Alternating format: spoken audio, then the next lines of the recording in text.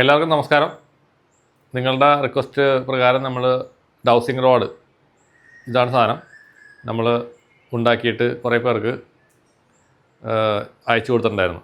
അപ്പോൾ കുറേ ആൾക്കാർ ഈ ഡൗസിങ് റോഡ് കിട്ടിക്കഴിഞ്ഞപ്പോൾ ഇത് എങ്ങനെയാണ് ഉപയോഗിക്കുന്നത് ഒന്ന് പറയണമെന്ന് പറഞ്ഞു. അപ്പോൾ എല്ലാവരോടും സെപ്പറേറ്റ് പറയാൻ നമുക്ക് സമയമില്ലാത്തതുകൊണ്ട് ഞാൻ ഒരു വീഡിയോ ആയിട്ട് ചെയ്യാമെന്ന് വെച്ചു. അപ്പോൾ നമ്മളുടെ മെയിൻ വീഡിയോയിലും ഷോർട്ട് വീഡിയോയിലും ഇതിൻ്റെ വീഡിയോ ഇടുന്നുണ്ട്. അപ്പോൾ ഇതാണ് നമ്മുടെ റോഡ്. ഈ റോഡ് ഒരു എൽ ഷേപ്പിലുള്ള ഒരു മെറ്റലിൻ്റെ ഒരു കമ്പിയാണത്. ഇതിനെങ്ങനെയാണ് നമ്മൾ പിടിക്കേണ്ടതെന്നുള്ളതാണ് ആദ്യം പഠിക്കേണ്ടത്. ഫസ്റ്റ് നമ്മൾ ഈ സാധനം രണ്ട് കൈകളിലും ഇങ്ങനെ വെക്കുമ്പോൾ നമ്മൾ ഇവിടെ ചെറിയൊരു ഗ്യാപ്പ് ഇടണം. ഈ വിരലിൻ്റെ മുകളിലേക്ക് ഒന്നും മുട്ടരുത്, ചെറിയൊരു ഗ്യാപ്പ് ഇട്ടുകൊണ്ട് പിടിക്കാനായിട്ട്. ഇങ്ങനെ പിടിച്ച ശേഷം നമ്മൾ ഈ രണ്ട് കൈയിൻ്റെയും തള്ള വിരലുകൾ ഇതിൻ്റെ മുകളിൽ ഇങ്ങനെ പയ്യെ ടച്ച് ചെയ്ത് വെച്ചിട്ട് ഇത് നേരെയാക്കി പിടിക്കുമ്പോൾ ഇത് വളരെ ഫ്രീ ആയിട്ട് വേണം ഇതിങ്ങനെ മൂവ് ചെയ്യുക. ഫ്രീ ആയിട്ട് ഇങ്ങനെ മൂവ് ചെയ്യുന്ന രീതിയിൽ നമ്മൾ ബലം പിടിക്കാതെ ഫ്രീ മൂവ്മെൻ്റ് ആയിരിക്കണം. ഇങ്ങനെയാണ് റോഡ് പിടിക്കേണ്ടത്. ഇപ്പോൾ നമ്മളിപ്പോൾ ഇവിടെ ഈ റൂമിൻ്റെ എനർജി ഞാനിപ്പോൾ നോക്കുകയാണ്. ഇപ്പോൾ ഞാനിത് നേരെ രണ്ടും പാരലായിട്ട് കൊണ്ടുവന്ന് വെച്ച് കഴിഞ്ഞിട്ട് നോക്കുമ്പോൾ കുറച്ച് വൈഡായിട്ട് പുറത്തേക്ക് റോഡ് രണ്ടും അപ്പുറത്തേക്ക് പോകുന്നതാണ്ടോ. അപ്പോൾ ഇതാണ് ഇവിടുത്തെ എനർജി എന്ന് വെച്ചാൽ ഈ റൂം പോസിറ്റീവാണ്. ഇവിടെ പോസിറ്റീവ് എനർജിയാണ് ഈ റൂമിനകത്തുള്ളത് എന്നുള്ളത് നമുക്ക് ഇതിന് മനസ്സിലാക്കാൻ പറ്റും. ഇനി നമുക്ക് ഒരു പിക്ചറിൻ്റെ എനർജി എങ്ങനെയാണെന്നുള്ളത് നോക്കാം അടുത്തായിട്ട്. ഇനി നമ്മൾ ഒരു ഗണപതിയുടെ ചിത്രത്തിൻ്റെ എനർജി നോക്കാൻ പോവുകയാണ് നമ്മുടെ ഡൗസിങ് റോഡ് വെച്ചിട്ട്. അപ്പോൾ ഇവിടെ ഒരു ഗണപതിയുടെ ഫോട്ടോ ഒട്ടിച്ചിട്ടുണ്ട്. ഇത് എനർജി എങ്ങനെയുണ്ട് നമുക്ക് നോക്കാം. ഇതിന് നേരെ നമ്മൾ റോഡ് പാരലായിട്ട് ഫ്രീ ആയിട്ട് പിടിക്കുകയാണ്. പിടിക്കുമ്പോൾ നോക്കൂ, അങ്ങോട്ട് ചെല്ലുന്തോറും ഈ റോഡ് രണ്ട് സൈഡിലേക്കും പുറത്തേക്ക് അകന്നു പോകുന്നുണ്ടോ. അപ്പോൾ അത്ര ഹൈ എനർജിയാണ്. അപ്പോൾ നമ്മൾ നേരത്തെ റൂമിൽ നോക്കിയ എനർജി അല്ല, അതിനേക്കാൾ ഹൈ എനർജിയാണ് ഈ ഗണപതിയുടെ ഫോട്ടോനുള്ളത്. അപ്പോൾ ഇങ്ങനെയാണ് നമ്മൾ ഫോട്ടോൻ്റെ എനർജി നോക്കുന്നത്. ഇനി വേറൊരു ഫോട്ടോ കൂടി നമുക്ക് നോക്കാം. ഇനി നമുക്ക് വേറൊരു ഫോട്ടോൻ്റെ കൂടി ഞാൻ എനർജി ചെക്ക് ചെയ്യണം എങ്ങനെയാണെന്ന് കാണിച്ചു തരാം. ഇങ്ങോട്ടേക്ക് ഇവിടെ ഒരു ഭിത്തിയിലൊട്ടിച്ചിരിക്കുന്നൊരു ഫോട്ടോ തന്നെയാണ്. നമ്മൾ റോഡ് പാരലായിട്ട് പിടിച്ചിട്ട് ഇതിന് നേർക്ക് വരെയാണ്. ഇത് പുറത്തേക്കാണ് വൈഡായിട്ട് വരുന്നുണ്ടോ. അതായത് ഇതും പോസിറ്റിവിറ്റിയാണ്. അപ്പോൾ നമുക്കിതിൽ നിന്ന് മനസ്സിലാക്കാൻ പറ്റുന്ന ഒരു കാര്യം എന്ന് വെച്ച് കഴിഞ്ഞാൽ നമ്മുടെ വീട്ടിൽ നെഗറ്റീവായിട്ടുള്ള എനർജീസ് ഉണ്ടെങ്കിൽ ഇത് നിങ്ങൾക്കൊരു കാര്യം പഠിക്കാൻ പറ്റും. ഇതേപോലുള്ള പടങ്ങൾ, എനർജിയുള്ള പടങ്ങൾ നമ്മൾ ആ നെഗറ്റിവിറ്റി ഉള്ള ഏരിയയിൽ ഒട്ടിച്ച് കഴിഞ്ഞാൽ ഇപ്പോൾ ഈ ഒരു ഭാഗം പോസിറ്റീവ് എനർജി ആയിരിക്കും. നെഗറ്റീവ് എനർജി ഉള്ള പ്രശ്നമുള്ളത് നിങ്ങൾക്കൊന്നും ചെയ്യാൻ സാധിക്കാത്ത ഒരു സ്ഥലമാണെന്ന് വിചാരിക്കും. ഉദാഹരണത്തിന് വീടിനകത്ത് പൊളിച്ച് പണി കളയാനെന്ന് പറ്റണമെങ്കിൽ ഇതേപോലുള്ള പടങ്ങൾ, കൃഷ്ണൻ്റെ ഫോട്ടോ, ഗണപതിയുടെ ഫോട്ടോ ഒക്കെ നിങ്ങൾക്ക് ഒട്ടിക്കാം, ഒരു കുഴപ്പമില്ല. അപ്പോൾ അവിടുത്തെ എനർജി പോസിറ്റീവായിട്ട് കിട്ടുന്നതായിരിക്കും. നമ്മൾ ക്ഷേത്രങ്ങളിൽ പോകുമ്പോൾ ചെരുപ്പ് ഊരി വെച്ചിട്ടാണ് അകത്തോട്ട് കയറുന്നത്. പാദരക്ഷകൾ അകത്തേക്ക് കൊണ്ടുപോകാൻ പാടില്ല എന്ന് ചിലപ്പോൾ ബോർഡ് വെച്ചിട്ടുണ്ടാവും. എന്തുകൊണ്ടാണെന്ന് നിങ്ങൾ ചിന്തിച്ചിട്ടുണ്ടോ? ഈ പാദരക്ഷകൾ നെഗറ്റീവാണോ പോസിറ്റീവാണെന്ന് നമുക്കൊന്ന് പരിശോധിക്കാം. ഇവിടെ 2 ജോഡി പാദരക്ഷകൾ ഇരിക്കുന്നുണ്ട്. നമുക്കതൊന്ന് റോഡ് വെച്ച് നോക്കാം.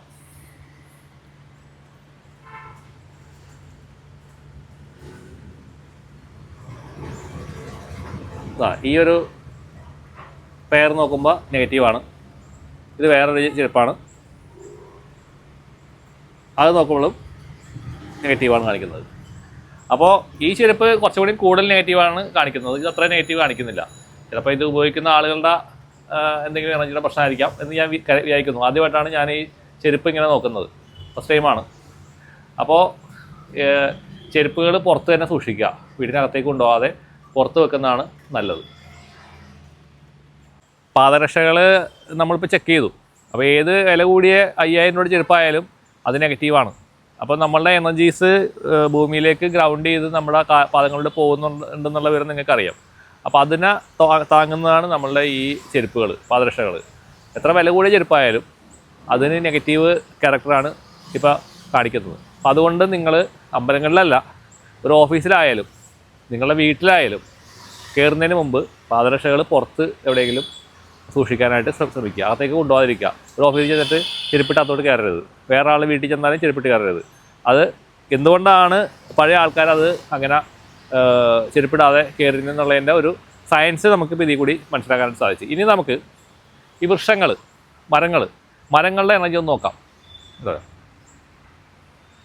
ഇതിപ്പോൾ ഒരു പഴയ ഒരു 10-15 കൊല്ലം പഴക്കമുള്ള ഇലഞ്ഞിയാണ്. എൻ്റെ വീട്ടിൽ തന്നെ നിൽക്കുന്ന ഇലഞ്ഞി മരമാണ്. ഇലഞ്ഞിയുടെ ഒന്ന് മുകളിലോട്ട് കാണിക്കും. അപ്പോൾ ഇതിൻ്റെ എനർജി ഒന്ന് നമുക്ക് നോക്കാം.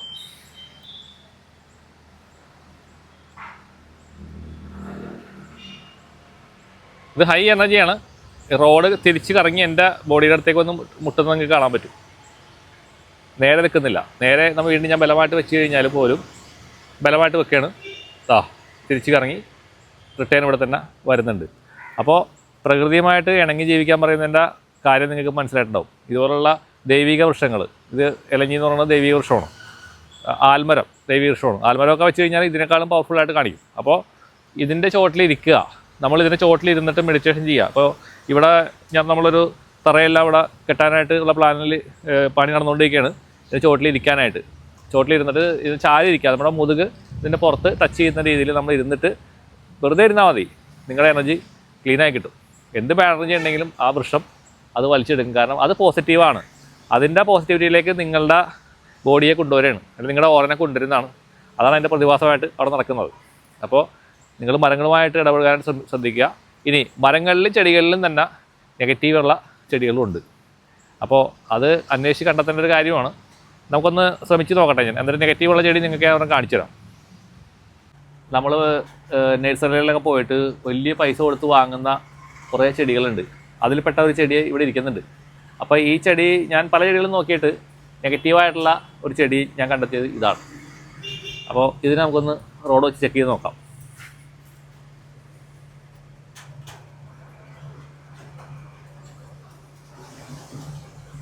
അതല്ല നെഗറ്റീവ് കാണിക്കുന്നുണ്ടോ? റോഡ് ക്രോസ് പോകുന്നുണ്ടോ? ഹൈ നെഗറ്റീവാണ് ഈ ചെടി ആക്ച്വലി. അപ്പോൾ ഇതിൻ്റെ തന്നെ വെറൈറ്റി ചെടിയാണ് ഇപ്പുറത്തിരിക്കുന്നത്. ഇതിൻ്റെ നമുക്ക് നോക്കാം. ഇത് പോസിറ്റീവാണ്, ഇത് കുഴപ്പമില്ല. പക്ഷേ ഇങ്ങോട്ടേക്ക് വന്നു കഴിയുമ്പോൾ അത് നെഗറ്റീവിലേക്കാണ് പോകുന്നത് കേട്ടോ. അപ്പോൾ നമ്മൾ ചെടികൾ വാങ്ങുമ്പോൾ അതൊക്കെ പോസിറ്റീവാണ്. ചെടികൾ വാങ്ങുമ്പോൾ ഇപ്പോൾ വലിയ വില കൊടുത്തിട്ട് ബാക്കി വെച്ചാൽ ചെടി തന്നെ ഇടും. പക്ഷേ ഇത് നോക്കി നിങ്ങൾ മേടിക്കുക. ഇതുപോലത്തെ അലങ്കാര ചെടികൾ മേടിക്കുമ്പോൾ നെഗറ്റീവാണെന്ന് നോക്കിയിട്ട് വേണം ഇത് മേടിക്കാനായിട്ട്. നമ്മൾ വെറ്റിലയുടെ എനർജി ഒന്ന് ചെക്ക് ചെയ്യണം.